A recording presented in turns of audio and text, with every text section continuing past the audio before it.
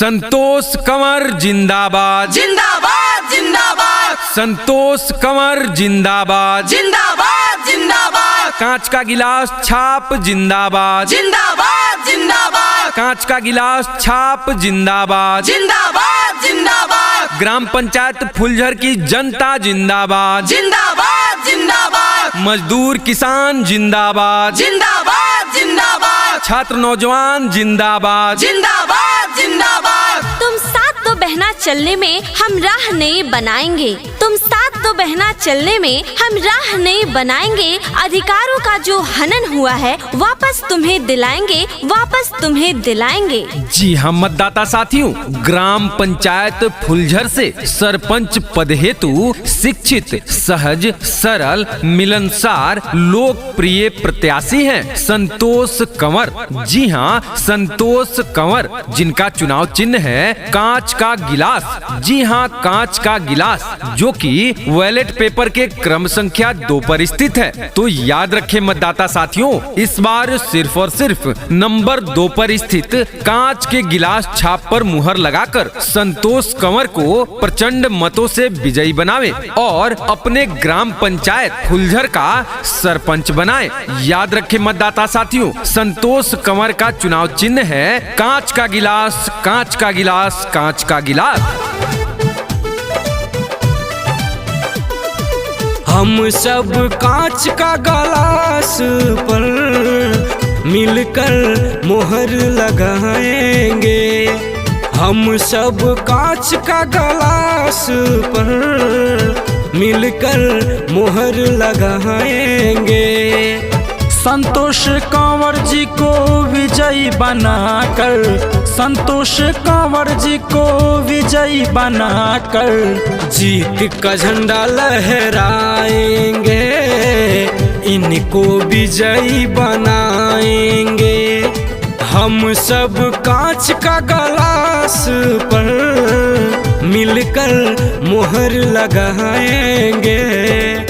ना भूलना है ना भुलाना है, ना भूलना है ना भुलाना है। और इस बार मतदान केंद्र जाना है तो सिर्फ और सिर्फ संतोष कंवर जी के चुनाव चिन्ह कांच का गिलास पर मुहर लगा करके इन्हें भारी मतों से विजयी बनाना है। याद रखें मतदाता साथियों, 20 फरवरी 2025 दिन गुरुवार को जब मतदान केंद्र जाएं तो याद से सिर्फ और सिर्फ कांच के गिलास पर ही मुहर लगाएं। अपने साथ जाने वाले सभी भाइयों बहनों को भी बताएं कि इस बार सिर्फ और सिर्फ कांच के गिलास पर मुहर लगा करके अपने संतोष कंवर जी को भारी से भारी मतों से विजयी बनाकर अपने ग्राम पंचायत फुलझर का सरपंच चुनना है।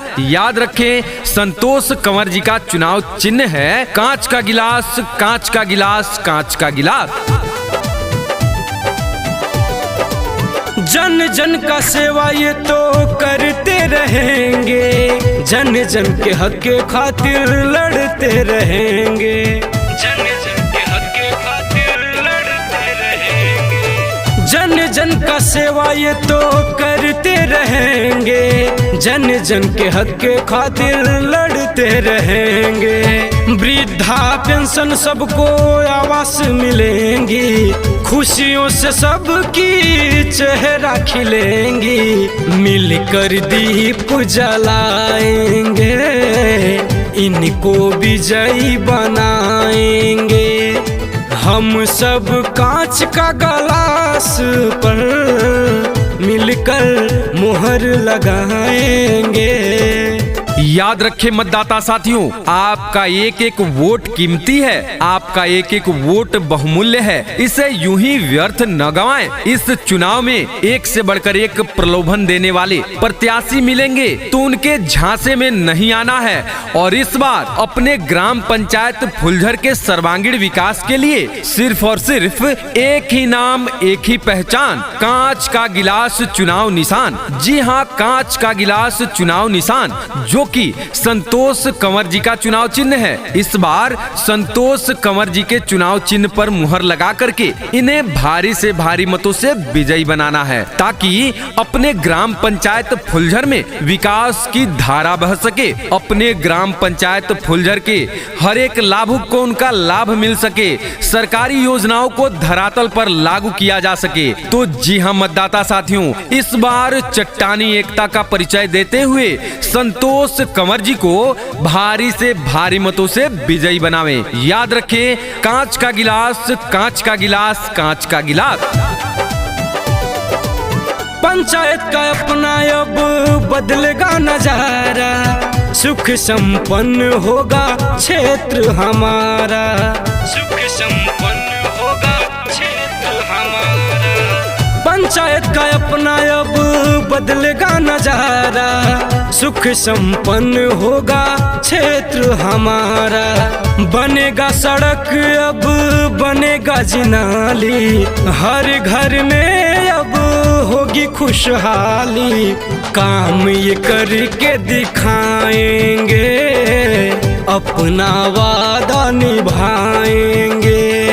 हम सब कांच का गिलास पर मिलकर मोहर लगाएंगे।